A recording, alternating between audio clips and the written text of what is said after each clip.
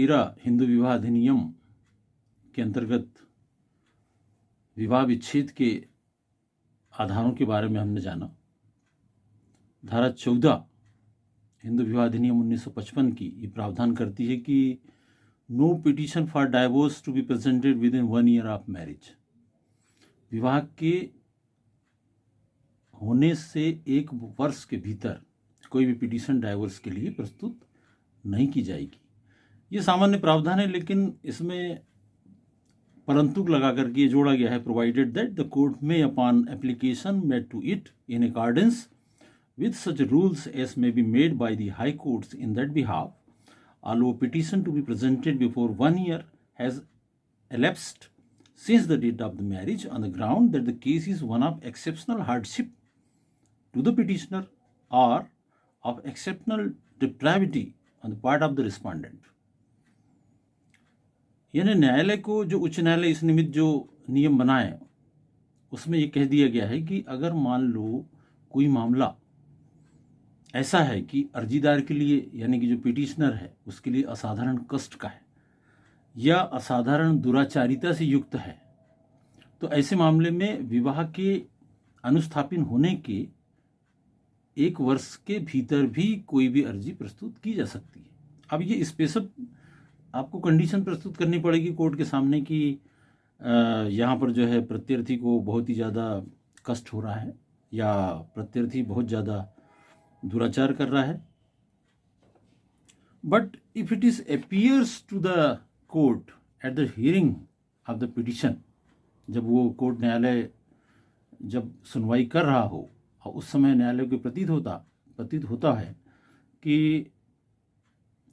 that the petitioner obtain leave to present the petition by any misrepresentation or concealment of the nature of the case,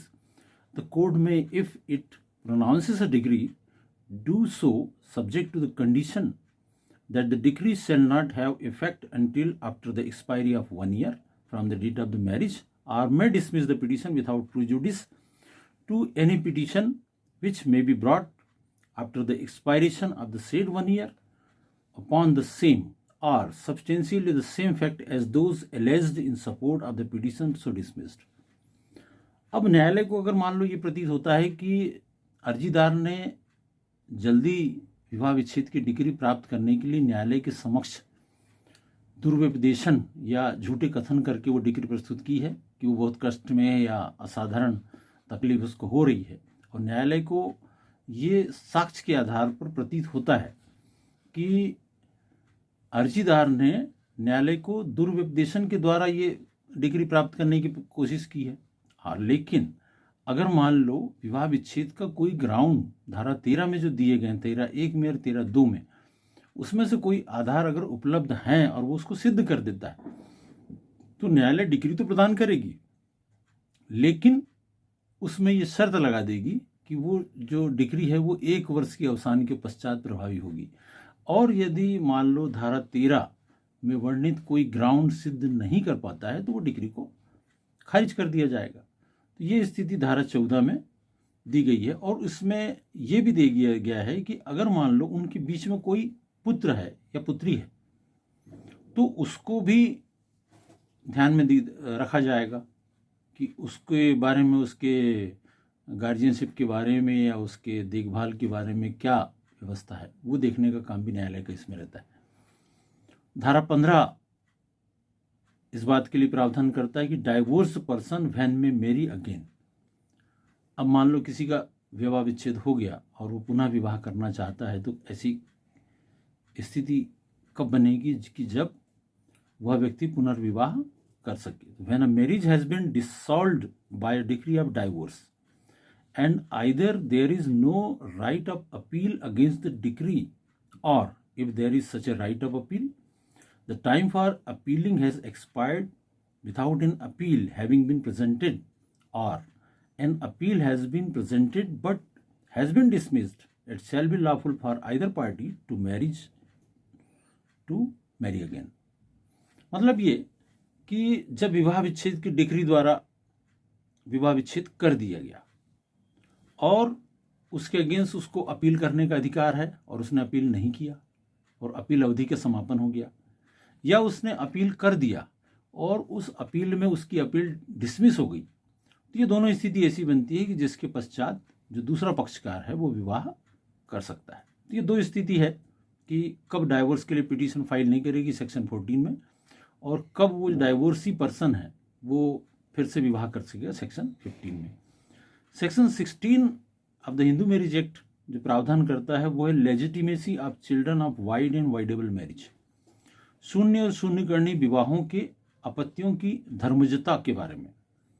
अब ये धर्मजता शब्द, इससे मैं थोड़ा इत्तेफाक नहीं रखता हूँ, क्योंकि कोई भी जो पुत्र है या जो बालक उत्पन्न हुआ है एक स्त्री और पुरुष के समागम से, तो वो पुत्र को इलेजिटिमेट नहीं कहना चाहिए, बल्कि उसके माता और पिता को इलेजिटिमेट मदर एंड फादर कहना चाहिए। लेकिन आपके विधान, ये जो विधायन किया गया है, the parliament of India has enacted this act, they used the word legitimate child और illegitimate child। तो वो लेजिटिमेसी जो है, शून्य और शून्यकर्णीय विवाह के जो अपत्य, या जिसे आप कह सकते हैं कि जो चिल्ड्रन हैं उनके लिए, ये धारा 13 में प्रावधान किया गया है कि इस बात के होते हुए भी कि विवाह धारा 11 के अधीन अकृत और शून्य है, ऐसा विवाह का ऐसा अपत्य धर्मज होगा जो विवाह के विधिमान्य होने की दशा में धर्मज होता, चाहे ऐसे अपत्य का जन्म विवाह विधि संशोधन अधिनियम 1976 के प्रारंभ से पूर्व या उसके पश्चात हुआ, और चाहे उस विवाह के संबंध में अकृतता की डिक्री इस अधिनियम के अधीन मंजूर की गई हो या नहीं, और चाहे वह विवाह इस अधिनियम के अधीन अर्जी से भिन्न आधार पर शून्य अभिनिर्धारित किया गया हो या नहीं। अब आप देखें, धारा 11 शून्य विवाह के बारे में प्रावधान करता है और धारा 12 शून्यकर्णी विवाह के बारे में प्रावधान करता है। शून्य और शून्यकर्णी ये कॉन्ट्रैक्ट में आप अगर पढ़ते हैं कि वाइड एंड वाइडेबल कॉन्ट्रैक्ट, तो वो वैसे ही है इसमें भी। शून्य विवाह तब माना जाता है जब वह जो बेसिक एलिमेंट्स है जो धारा 5 हिंदू विवाह अधिनियम 1955 में दिए गए हैं, उसकी खंड 1, 4 और 5 की किसी शर्त का उल्लंघन करता है। अब ये शून्यकर्णी विवाह जो है वो तब माना जाएगा जब वह हिंदू विवाह अधिनियम की धारा 5 का खंड 2 में विनिर्दिष्ट शर्तों का पालन नहीं करता है। तो ये दो स्थिति है शून्य और शून्यकर्णी विवाह की। और शून्यकर्णी या शून्य विवाह के पश्चात जो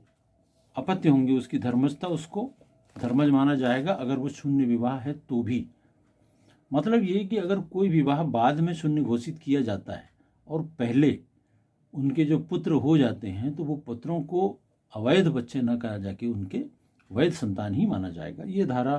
13 में ये प्रावधान दिया गया है। धारा 17 जो है वो द्विविवाह की दंड की प्रावधान करती, punishment of bigamy. Any marriage between two Hindus solemnized after the commencement of this act is void if at the date of such marriage either party had a husband or wife living, and the provision of section 494 and 495 of the Indian Penal Code shall apply accordingly। तो जब दो हिंदुओं के बीच में विवाह अनुष्ठापित होता है और वो द्विविवाह का दोषी पाया जाता है, जैसे हम लोग इसके पहले जो सेक्शन 13 का जो पार्ट 2 है धारा 13(2), उसमें हमने ये देखा था कि अगर एक पत्नी के रहते हुए कोई दूसरा व्यक्ति जब दूसरा विवाह कर लेता है तो वो द्विविवाह का दोषी माना जाता है। तो द्विविवाह के दोषी के लिए धारा 17 दंड का प्रावधान करती है ना। और इसमें भारतीय दंड संहिता की धारा 494 और 495 वो लागू होती है। ठीक है, तो इसमें पनिशमेंट के लिए प्रावधान धारा 17 में है। धारा 18 भी हिंदू विवाह की जो अन्य शर्तें हैं उसके उल्लंघन के लिए दंड का प्रावधान करती है। धारा 18 में जो प्रावधान है वो ये है कि अगर मान लो धारा 5 के खंड 3, 4 और 5 में निर्दिष्ट शर्तों के उल्लंघन में कोई विवाह अनुष्ठापित किया गया है और धारा 5 के खंड 3 में विनिर्दिष्ट शर्त के उल्लंघन की दशा में सादे कारावास से, जिसकी अवधि 15 दिन की हो सकेगी, या जुर्माने से जो 1000 रुपये हो सकेगा, या दोनों से दंडित किया जाएगा। और धारा 5 के खंड 4 और 5 में अगर मान लो उसके उल्लंघन हो रहा है तो वो सादा कारावास है, जिसकी अवधि 1 मास और जुर्माना 1000, ये दोनों से दंडित किया जाएगा। तो इसमें द्विविवाह विवाह के लिए या हिंदू विवाह की शर्त जो धारा 5 जिसके पहले हमने डिस्कस किए थे, धारा 5 की उपधारा 3 का अगर उल्लंघन है तो 15 दिन की सजा और 1000 जुर्माना, और धारा 5 के खंड 4 और 5 का उल्लंघन है तो 1 महीने का कारावास और 1000 रुपये जुर्माना। ये दोनों जो है वो धारा 17 और 18 इसमें दंड का प्रावधान करती है।